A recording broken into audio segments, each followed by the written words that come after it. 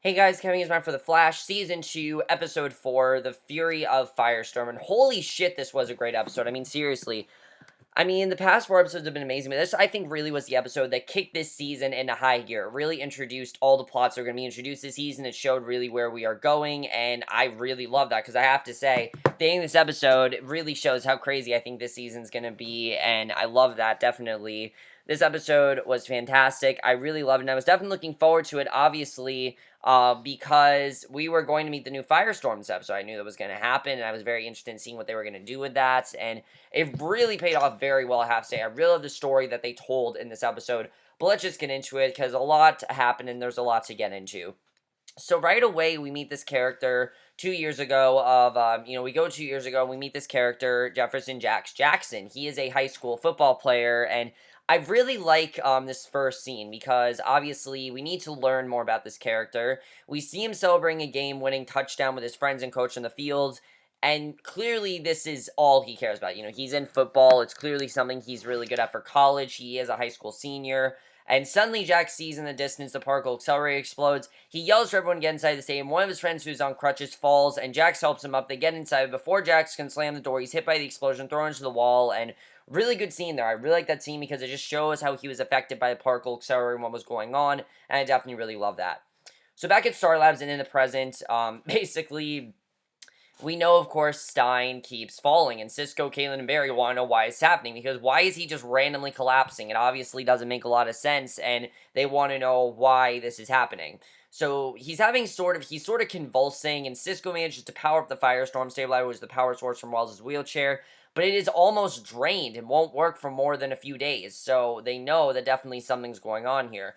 And Caitlin theorizes that this is happening to Stein because the dark matter from the singularity damaged the Firestorm matrix, and he needs to bond with Ronnie, but of course that's impossible. Ronnie's dead, so they now have to find two replacements, and that's exactly what Caitlin does. She finds two replacements that would work for Stein. The first one, and I think I really did like this, I have to say. I like that we found these two replacements, found out more about their characters. I definitely really like that.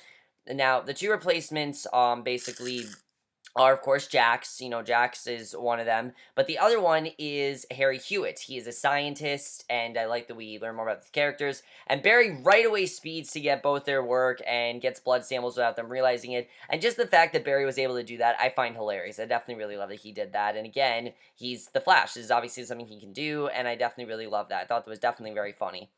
So at Joe's house, Iris looks at baby pictures of herself with her mom, and Joe walks up and tells her a story behind one photo, and he tells her that she does not need to meet her mother the next day, but, she wants to make an effort to go. Obviously, she wants to get to know her. Even though she is pretty upset with Francine, she does want to start a relation with her, which I like seeing. I like that even though, all the shit she's been through, she still wants to make that effort because she's her mother. She wants to know her, and she wants to know why she's back, obviously.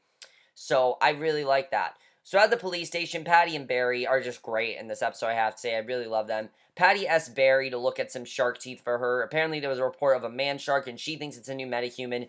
And Barry is skeptical of an actual half-man, half-shark, and he also does a great job of covering up his identity as a Flash because he tells her that he's not even into researching metahumans, which obviously, that's all he does, and I think that's really funny that we saw that. And, of course, he's doing a very good job of covering up his identity. But he does agree to run some tests to help her out, and Joe comes in at that point, and when Patti goes to check for more clues about the possible man shark, Joe calls Barry on flirting with Patti. They are interrupted by a text from Cisco, and Joe can definitely tell that Patti and Barry are getting closer, and I really do like these two, I have to say.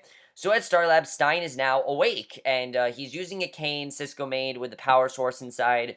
Caitlin has finished testing the blood, and both men are still candidates, and Caitlin is especially excited about Hewitt since he's also a scientist, and, she says how, Firestorm should be a scientist, but Barry points out that Jax is a closer match, or more physically built, and plus he also has a GPA of 4.0, and he's very intelligent. So they decide to meet both men. Caitlin goes to make contact with Hewitt, while Barry and Stein head out to meet Jax. So Cisco also heads off to do some work, unaware he's being followed by Wells. I mean, this is pretty crazy. The fact that he's being followed by Wells. I mean, if you remember, Wells is the person that put these memories into his head, so it makes sense why Wells is following Cisco. I just found it very interesting, and we really get into Wells a lot in this episode, because obviously we know that Wells was most likely the one sent back, um, for, it's confirmed in this episode that Wells is the one that was sent back by Zoom, so it definitely gets really crazy here. So at the garage, Barry claims that he and Stein work for a brand new department of society, and they want to talk to Jay because they're collecting data on the particle accelerator explosion. And Jax refuses to help. He refuses to talk about that night. He just, obviously, it screwed him up because the injury he sustained ruined his chance of playing football. And Barry leaves his number in case Jax changes his mind. And I really like these two characters here. I definitely like the character of Jax, I have to say. The actor that played Jax is really good. I definitely think he's a very good actor. And at Jitters, Francine and Joe wait. When Iris arrives, she hugs Joe, but is clearly uncomfortable when Francine holds her hand. Francine right away is acting like the mother, but Iris wishes her mother the best, but says she and Joe have been fine without Francine for 20 years and does not want that to change. Even though, again, she wants to make this bond, she's not going to change the fact that she's really not happy with her. And she tells Francine she wants them to stay apart and leaves, and I felt really bad for Francine, I have to say.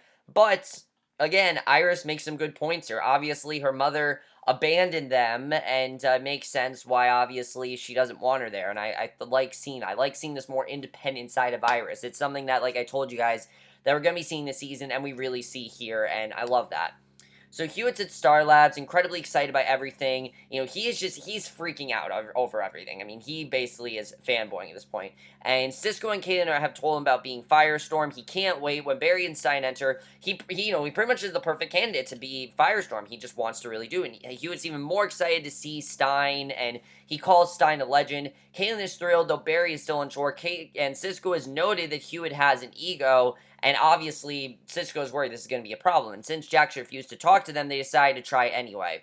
So Cisco puts the stabilizer on Hewitt, and when Stein and Hewitt touch hands, there's a few seconds of fire and then nothing. So it obviously does not work as well as they had hoped. They try again, but it does not work, and Hewitt is not a close enough match. And I really like that. I like finding out that this man that they thought was the person that was going to help them wasn't going to be the one to help them. Obviously, we knew from the promos that Jax was going to be the one they chose, but I was interested in seeing what Hewitt was going to do here, and he's furious at them for getting his hopes up. He storms out, and it's very interesting because Hewitt is the villain of this episode. He reached the elevator, there's flame around his hand, but he doesn't notice, and I definitely really like that. So at Mercury Labs at night, Amanda Palmer's talking to her assistant. They hear a noise, they go check it out, and comes across a thief. Palmer recognizes the thief as Wells, who walks out before he can be stopped, and Wells is committing some sort of crime. We don't know why he's doing this, but he's causing some trouble, and clearly he has an agenda. We don't know what it is, but I like that we're starting to find out that Wells is just as bad. He's not, Harrison Wells. He probably is still Eobard Thawne, which I like seeing. I don't want a repeat last season. I don't think we're getting a repeat last season. I think this is going to be Harrison Wells, but just a lot more corrupt version of him, which I think is definitely very interesting. So the next day, Joe and Patti arrive at Mercury to investigate the break-in, and Palmer reveals that the thief was Wells, and that he was walking, and Patti wants to fill Barry in right away, but Joe tells her no. He explains that Wells killed Barry's mother and asks her not to tell Barry about this. Obviously, it's just, he knows how it's going to screw him up, so he just doesn't, he wants her to just not tell him.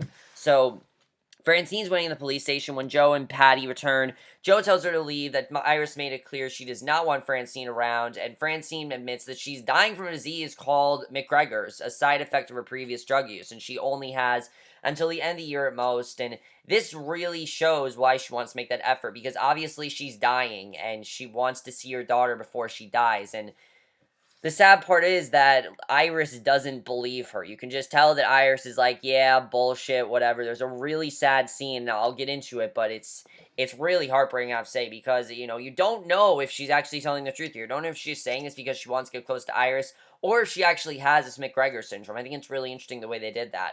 So Jax comes to Star Labs after all, even though he didn't want to, assuming that they might be able to fix his injured knee. That's why he thinks he's there. And obviously, his main passion was football, so it makes sense why he wants him to fix it. And Barry Kalenstein and Cisco explain the truth about Firestorm to him, and Jax is shocked to learn he's a metahuman. He wants to leave. He doesn't want a part of this. And he's calling them crazy, and I thought that was really huge that he actually left like that. I mean, how many times have they approached someone, asking them, they want to be on their team, and they just flat out leave? I thought that was interesting. Problem, the thing was that Jax just wasn't interested, and Caitlin gets angry, demands to know why Jax didn't go to college even with his good grades. She assumes that he quits when things don't go his way, and obviously that's not someone that they want. They want someone who is a hero, who's determined, like Barry. And Jax leaves, and Caitlin wants to try Hewitt again. And obviously, she thinks that Hewitt is just a better candidate, which we know he's not, of course, because we already know. You can tell he's going to cause trouble. So in Barry's lab at the police station, he tells Patti that the teeth she found are human. There's no man shark. She mentions having found another case anyway, and awkwardly fumbles her way around his questions of it, mentioning that Joe didn't want her to tell Barry. She obviously really wants to tell him, but she's not going to, and this is very awkward, but I think it's very funny as well, and I definitely like the way she's handling it. It's quite funny. So Barry finds Joe in the station. Joe fills him on what is happening with Francine. Barry asks about Joe and Patty's new case, and Joe is much more smoothly than Patti, covers and shifts the conversation to Barry and Patti. He obviously wants to talk about them, and I think the reason that Joe obviously was able to do it better is because he's not in love with Barry like Patti is. Patti obviously is obsessed with Barry. She really likes him. You can just tell. So Joe encourages Barry to try something new, and she tells her that Barry, Mr. Patty, is great, except she's not Iris. And I like that Joe said, look, put yourself out there. You like her, go be with her. And, obviously Barry still has those feelings for Iris, but, this is something different, and they have a good connection. And I like when Joe says, what is it with you and, what is it with you kids and my police partner? So I thought that was definitely very funny, because, of course, Iris was with Eddie, and now Barry's probably going to be with Patty's, and I think that definitely is very great. I really like their stuff going on there. So at work, Hewitt angrily watches news footage about Flash Day. He obviously is not a fan of the Flash, mainly because, of course, they betrayed him, pretty much. He pretty much feels like they betrayed him, and another scientist comes in, needing something from Hewitt. What I love about Hewitt in this episode is that he's not just another metahuman. He's someone that was just pulled to his breaking point because he didn't get what he wanted, and what he wanted, they couldn't give him, unfortunately. It really sucks, but that's how it worked out. That what he wanted, he could not get, and as a result, he's really pissed about it, and it's understandable why. I mean, I can understand that. So another scientist comes in needing something from Hewitt, but is not ready yet. The scientist is angry. Apparently, Hewitt is unreliable, and when he threatens Hewitt's job, Hewitt yells angrily, flames forming all over his body, and that was insane when that happened. I have to say, the actor played Hewitt as well was really, really great. He's no Harrison Wells, but he's really great. Barry, Caitlin, Cisco, and Stein watch the news at Star Labs. The lab where Hewitt works at had an explosion, and Hewitt is a suspect. So they theorize that they woke up his metahuman abilities after all. And Cisco reveals that he did have some hacking, and that he did some hacking and discovered that Hewitt has a sealed police record, and all his crimes have been violent, and he's been sent to anger management.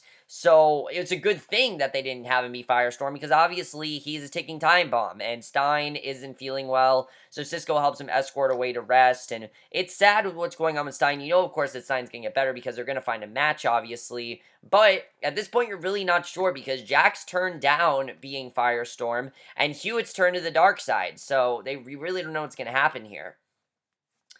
So basically, Caitlin blames herself for both Hewitt and for them losing Jax, and I like what Barry tells her here. I thought this was interesting. He tells her that she chose not to see who was right in front of her, and he talks about how when he first was becoming the Flash, he didn't fully understand it, and Jax really can't, appreciate it yet anyway. I mean, obviously, it's a big thing to just be a normal person and have to be this hero. It's a big thing to do, and sometimes it's hard to appreciate it, and Jax very much is like that. He doesn't really know how to appreciate that gift yet. It's just something he's new with, and he doesn't really know what to do with it. So Barry tells her she chose not to see what was right in front of her. Echoing Joe's advice, he suggests that she explore something new, and that she lets them do something that's a bit out of the box. Because obviously Jax is not a scientist. He didn't go to college, but he is very strong and probably would be a good adversary for, a good candidate for Firestorm. Be the perfect replacement, pretty much, especially because Hewitt's gone dark. There really is no other option at this point. So at Joe's house, Joe told Iris about Francine's illness, and Iris thinks that it's a lie. She doesn't believe it one bit, but Joe is sure that she's telling the truth, and Iris still isn't sure about seeing her mother. Joe offers to support her no matter what choices she makes, and because obviously it's understandable why she doesn't want to see her. Obviously she doesn't trust one thing her mother says. She thinks she's trying to get sympathy. Again, I can understand that. and she really doesn't want to see her. I like seeing Iris, stand up for herself and basically make her own choices. It's something that I really like seeing because, last season was all, oh, we can't tell Iris this, can't tell Iris that. And now this season, Iris is pretty much making all these decisions on her own, which I love.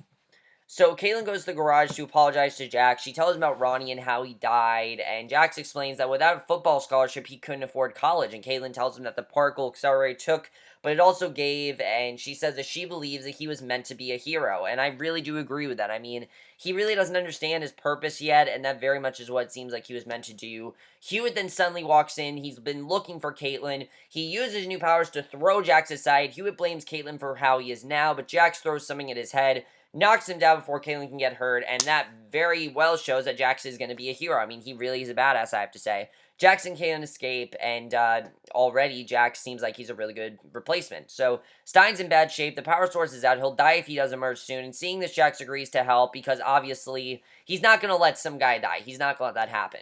So Caitlin helps Jax with a stabilizer, which I think that right away shows that he is a hero. And Caitlin helps Jax with a stabilizer while Barry and Caitlin help Stein stand. It works. They merge into Firestorm at once. Before Jax even has a chance to get used to it, the alarm sounds and Hewitt is gathering energy at the high school football stadium where Jax got hurt. Players and spectators run for cover as Hewitt takes power from the stadium. Cisco shuts the power off to stop him. The Flash and Firestorm face Hewitt, who's furious when he sees that Jax got what he wanted. And Jax struggles a bit at first, but Stein coaches him. And the Flash tells Caitlin and Cisco that Hewitt seems to be charging up just on anger. Caitlin realizes that if he gets mad enough, Hewitt will burn out. And basically, he has to just get really pissed. And the Flash speeds around Hewitt, dodging and making Hewitt angrier, but the Flash and Firestorm taunt Hewitt, saying whatever they can to make him mad. I like that his weakness was his anger. I mean, obviously, it's what made him so strong, but of course, he had anger management classes, and I thought that was really cool the way they did that. It's something that I definitely liked here.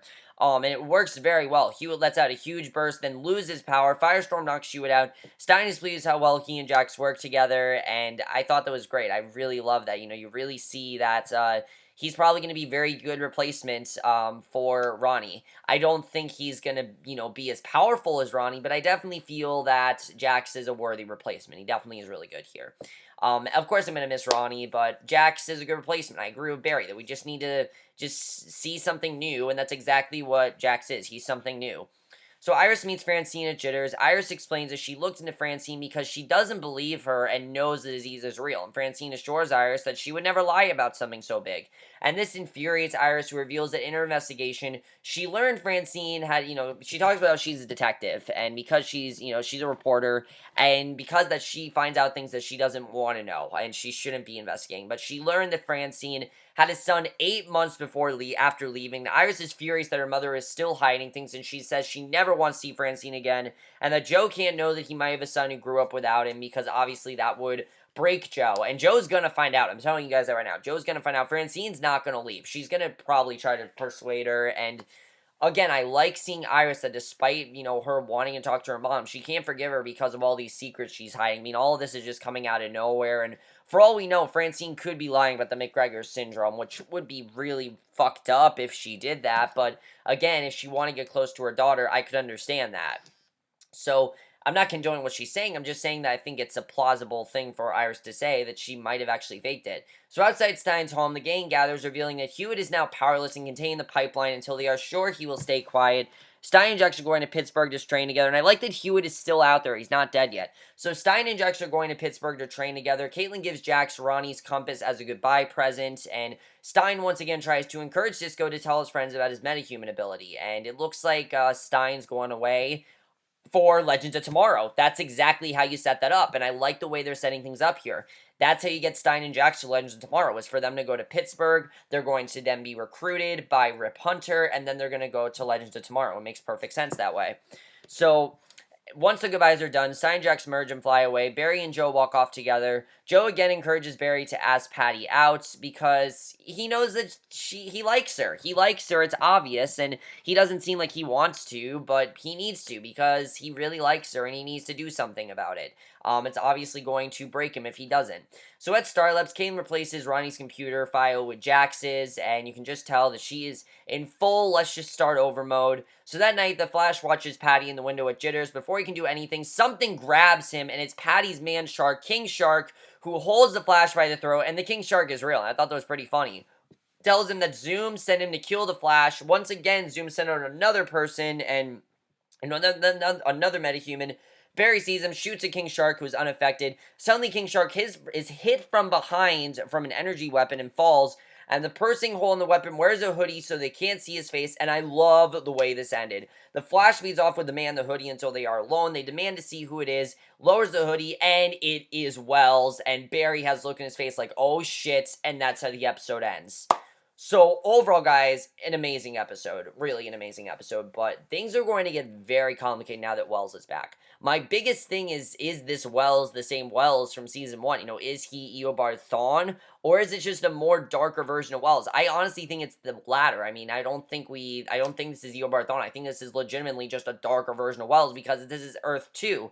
The Wells we saw in Earth 1 is not going to be the same as the Wells in Earth 2. I mean, that's just how it is. And I think definitely this Wells is a lot more corrupt, a lot more violent, and there's just a lot more to him. So we'll have to see what Wells ends up doing. It looks like next week he's going to try to take over, and there definitely is going to be a huge power struggle between him and Barry. It's going to be very interesting to see what happens with that. Barry's probably going to be pissed at Joe, because Joe obviously didn't tell him, so there definitely is going to be some problems there. Let's talk about Iris. Is Joe going to find out that Francine had a son? Obviously, he doesn't know, and this is something that Joe probably should know, but doesn't, and I think Iris is going to tell him probably. I mean, I think Iris would be the person to do that. She obviously cares about her father, so I don't see why she shouldn't do that. She should do that, and I think she's going to do that. Patti and Barry, I really hope these two get together. I really like them together. I hope that he does ask her out. But with Wells back in town, I'm not really sure what's going to happen there. But like I said, he is doing a great job of covering himself up. I definitely really like that. Where the hell was Jay Garrick this whole episode? He was gone. Jay was not in this episode, and I don't know why. But I think Jax very well took his place in this episode. Jax is a really great character. Jax and Stein, obviously, it seems like they are going to train and things are going to go really well for them. Obviously, it's the setting of Legends of Tomorrow. I like the way that's going, definitely. But the particle accelerators we know is damaged. It's probably not now, but what's going on with Jay Garrick? Where is he? Why is he hiding? What's going to happen with that? You can definitely tell that Caitlyn's now had full closure with Ronnie. She obviously was attached. I mean, this is her husband. She's not just going to stop thinking about him. She obviously was thinking about him probably the whole time, and that's why she didn't want to take Jax over, you know, over Hewitt, just because Jax wasn't as, you know, powerful and wasn't Ronnie. Hewitt was more like Ronnie, and that's why she wanted him. But I think she can definitely tell that she needs to move on and that she needs to, like Barry said, look ahead. I think that really is the theme of the season, is looking ahead. A lot of the characters are doing that. I mean, Barry has to do that in the sense of Wells. I mean, he has to look ahead at this conflict. And Patti as well. Iris has to do in the way of her mother. I mean, everyone's really looking ahead. And I definitely really like that. Let's talk about Cisco and his powers. The only person that gave Cisco these powers is Wells. So Cisco definitely is, there's going to be some things with Wells. Why is Wells following Cisco? There obviously is a reason why. What is Wells' agenda? Why is he doing this stuff like in the jewelry stores, things like that? What is the real plan here? I'm sure this is Zoom's plan. Zoom is definitely the one that told Wells to do all this. I'm going to say that right now, that Zoom is definitely the one that told him to do this. But why he's doing this, I don't know. We'll have to find out. But let me know what you guys thought of this episode. I thought this was an amazing episode as usual. Really has been a fantastic season. I don't think it was as good as episode 2, but it definitely was one of the best episodes so far. I definitely really did love it, I have to say. Is Francine leaving? Francine's not leaving. I know Francine's probably going to say she's going to try to reconnect with Joe. It's not really going to work out well. Even though she wants it to, it's not going to work well.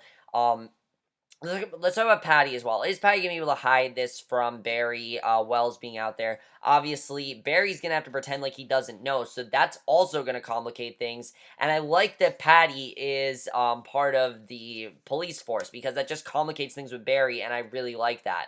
But that's in my review. Hope you enjoyed it. Let me know if you guys saw this episode. This was an amazing episode as usual. And we'll see you guys next week, which will be for tonight's episode of Inch of S.H.I.E.L.D., which apparently is Gemma-centric, which is pretty cool, and I will see you guys for that. Okay, bye.